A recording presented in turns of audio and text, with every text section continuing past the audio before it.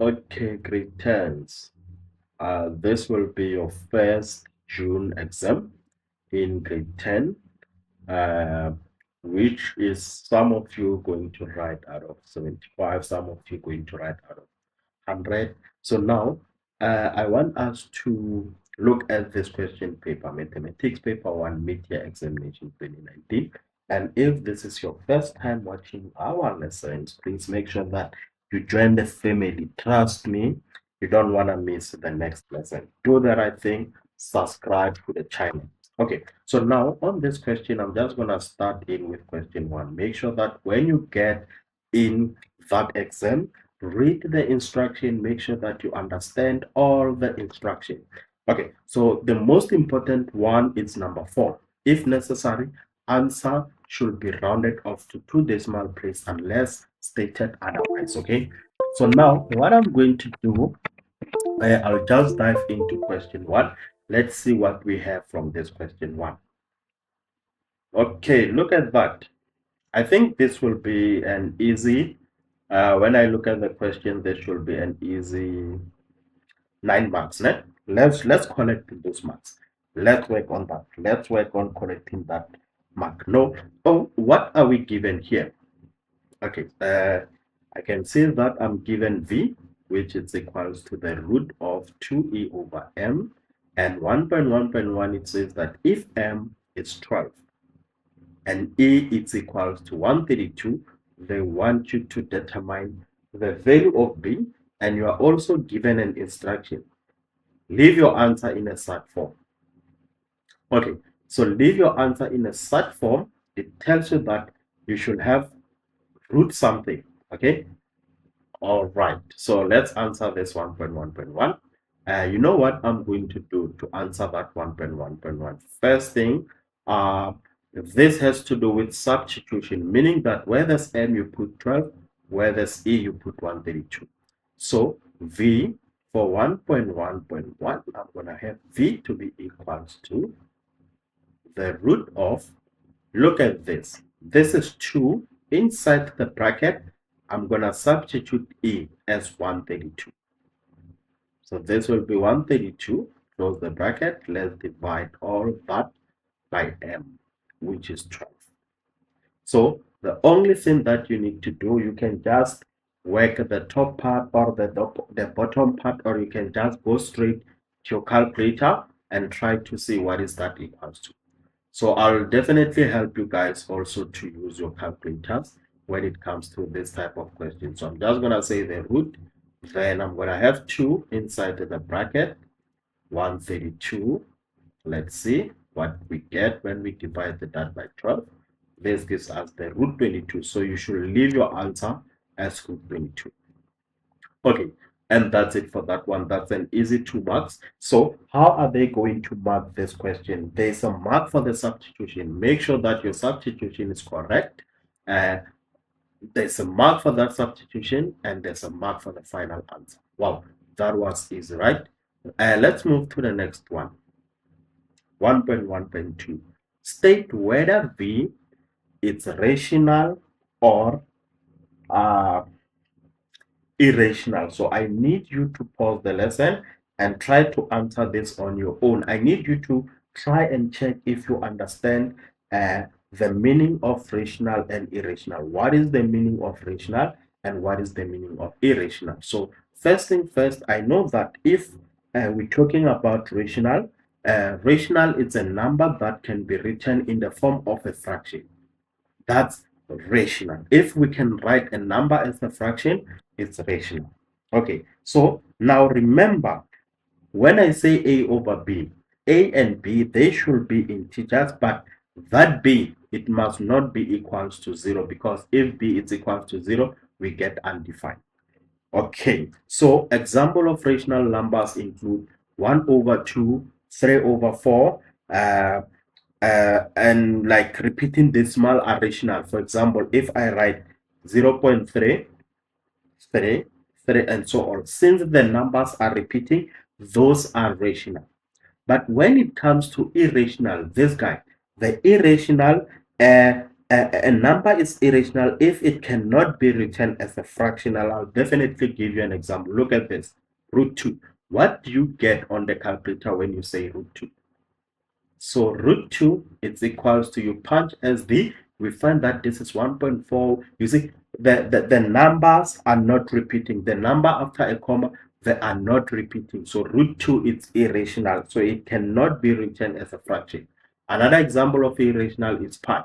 Look at this. So the question is asking you, state whether V is rational or irrational. And we know that V is root 22. So I'm just going to punch that on the calculator and see what is root 22 equals to. So root 22 is 4.6. Now you see, we have numbers that are not repeating. So this is not irrational, but the answer for this will go with rational. So rational is the correct answer. Let's go to 1.1.3. I really like this question. 1.1.3. So on 1.1.3, this is another easy 2 marks. Determine whether which two consecutive integers does V lie. When they say which two integers does V lie, you know what I need you to do? I need you to go on your calculator. They say where does V lie? We know that V is root 22, right? So it should lie between two numbers. So I'm just going to use those two signs. It should be less than a certain number and greater than a certain number. So remember, root 22 is equal to 4.69. If you round it off, it's 4.7. We know that the 4.7 is between what? Is between 4 and 5. So on the number line, if I have 4 and I have 5, that root 22 is between these two numbers. So I'm going to take the 5 squared, which gives me 25. So here I'm going to write the root of 25. Then you take that 4 squared, which gives you 16. Here you need to write the root of 16. So when you're done, guys, just make sure that you understand what I'm doing here. So when you are done, this is squared. When you are done, you bring the root 22 down, you say less than, then you need to punch the root 25 on the calculator. We know it's 5, so you're going to say root 25, you get your answer 5, then this is 5, which is the one that we write. You just don't go and say it lies between 4 and 5, but you need to show where is the 5 coming from. Then this will be less than, you go to your calculator, you say root 16, and the answer that you get, you'll definitely write it this side, and this is your answer. So root 22, it lies between that part. So it lies between 5 and 4. So the most important thing is to understand how we got to the 5 and the 4. Number 1, say root 22 on your calculator, root 22. Then you get 4.6. So we know that 4.6 is between 4 and 5. Then you take the 5, you square it, then you're going to write root 25. Then you take the 4, you square it, which is 16, you're going to write root 16. I hope you understand how this works. And that's easy. And this is how you answer the question. So this is how they're going to mark this problem. So they're going to give you a mark for writing that part and another mark for that part. And you'll definitely get that 2 marks. Okay, let's work on 1.2. Okay, so 1.2, this is 4 marks, and they're asking to write the recurring decimal 0.52. This is 0.52. Oh, it's 0.52, but the 2 is recurring. We need to write it as a fraction. Okay. So now remember that when I have this type of question, I can definitely write this like this. I can say the 0.52, the 2 is the one that is recurring. So I can just write it like that. But now I want us to let x to be equals to, so this is 1.2. I want us to let x to be equals to whatever that we were given, which is 0.52. Okay, so when you let x to be that, I need you to multiply left hand side and right hand side by 10. Okay, so this will be 10 times x will give us 10x, and then this is equals to, we take the 0.5, the 0.52 multiplied by 10. It's like saying 0 point, look at this, 0.52 multiply that, let's multiply that by 10. Look at what we get. We get 5.2, but remember the 2 is recurring, so I'm going to write this as 5.2 recurring.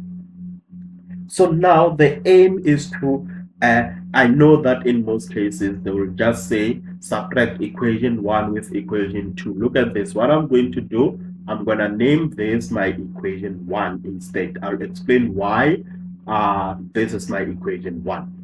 So now, let's say I take this equation and I subtract that equation. I know that 10x minus x will give me 9x. But look at this side. Look at my right hand side. When I subtract these two, look at what I get. So I'm going to say 5.2, and the 2, we know that the 2 is recurring, so it will be 5.222. We subtract 0.5222. So look at what is the answer. The answer is in decimal form. When you subtract the two numbers and you find that your answer is in decimal form, we don't need that. We need the answer to be the whole number. So this tells you that you need to create another equation. Let's work on that. So I'm going to create another equation, and to create another equation, from this 10, I know that the next one is 100x. So when we add 0, there is 100x. So we need to multiply.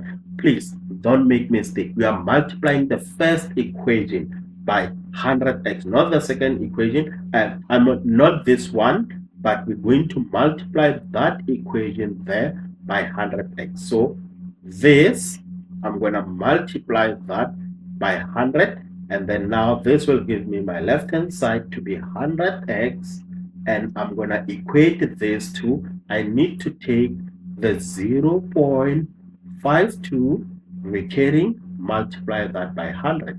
Look at what I get, 52.22. So it's like saying this is 52.2, which is recurring. Okay, so this will be my equation 2. So now look at this.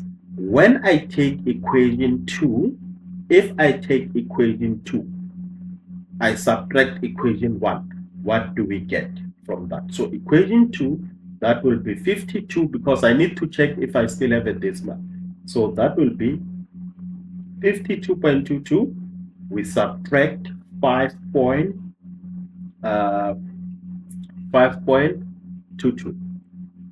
Okay, so look at what is the answer now, a whole number. So now, since it's a whole number, we can say this is equals to 47, and then what is 100x minus 10x?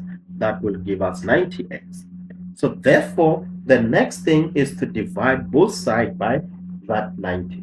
Okay, so I'm gonna divide this by 90, divide that by 90, and let's see what we get when we divide both sides by 90. Okay, this is very nice.